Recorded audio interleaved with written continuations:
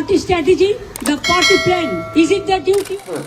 पश्चिम बंगाल में ममता बनर्जी और ईडी के बीच जो घटना घटित हुई, क्या वह लोकतंत्र की हत्या थी या संविधान की हत्या थी, या फिर साम दाम दंड भेद का वो सियासी खेल जो है स्पष्ट करता है कि बंगाल चुनाव से पहले लोकतंत्र के नियम, कायदे, कानून सब एक ताक पर रख दिए जाएंगे।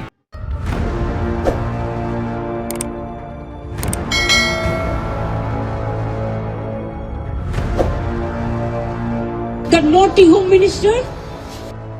दरअसल हुआ यह था कि 8 जनवरी को ईडी ने इलीगल कोल माइनिंग के केस के मामले में आईपैक जो एक कंपनी है जो बंगाल की पार्टी टीएमसी, ममता बनर्जी की पार्टी टीएमसी की पॉलिटिकल वर्क का काम करती है, उनके पॉलिटिकल काम, उनके चुनावों का, उनके सभी को हैंडल करती है। एक तरह से आप आईपैक को टीएमसी का आईटी सेल कह सकते हैं।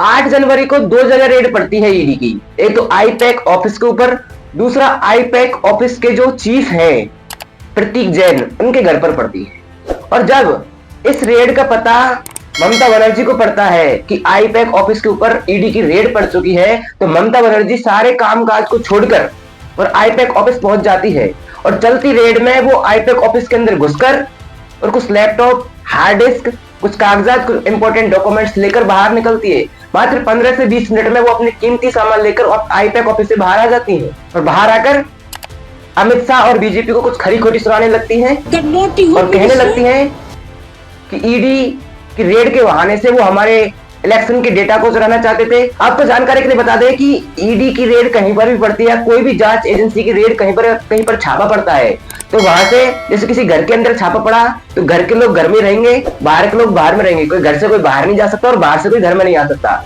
लेकिन ममता बनर्जी खुद उतर गई उस मामले में, ये इलीगल था। ममता बनर्जी का कहना है कि गृह मंत्री अमित शाह और बीजेपी के कहने पर ईडी ने रेड पड़ी, ईडी ने रेड लगी और रेड के बहाने से वो हमारे इलेक्शन के डेटा को, हमारे विधानसभा में चुनाव के आने वाले मेंबर की लिस्ट को, हमारे प्लान, हमारी स्ट्रेटजी को चुराना चाहते थे। और इसी बीच देश के लोग 2 हिस्सों में बंट गए। एक हिस्से के लोगों का कहना है कि यह लोकतंत्र की हत्या थी, जहां केंद्र सरकार जांच एजेंसियों का इस्तेमाल करके विपक्ष से चुनाव जीतना चाहती है। वहीं दूसरे हिस्से के लोगों का कहना है कि यह संविधान की हत्या है, क्योंकि जब खुद मुख्यमंत्री ही भ्रष्टाचारियों के बचाव में उतर जाएंगी तो कानून का राज कैसे चलेगा। और ऐसे लोग जो इन दोनों हिस्सों में से किसी के भी पक्ष में नहीं है, वो सच जानना चाहते हैं, उनके मन में सवाल आ रहे हैं, मामला क्या है? क्या आईपैक ऑफिस के उस दफ्तर के अंदर वोटों की डकैती हो रही थी जिसे बचाने के लिए ममता बनर्जी पहुंची, या फिर ममता के घोटालों के सबूत सार्वजनिक ना हो जाए इसलिए ममता बनर्जी वहां पर उसको बचाने के लिए पहुंच गई?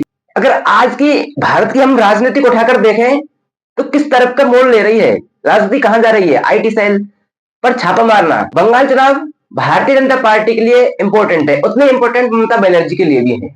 तो आपको क्या लगता है, क्या ये लोकतंत्र की हत्या है या संविधान की हत्या है? अगर लोकतंत्र की हत्या है तो केंद्र सरकार इसमें गिल्टी है, और ये संविधान की हत्या है तो ममता बनर्जी भ्रष्टाचारियों को बचाने की कोशिश कर रही है। कमेंट में जवाब जरूर दीजिए। धन्यवाद।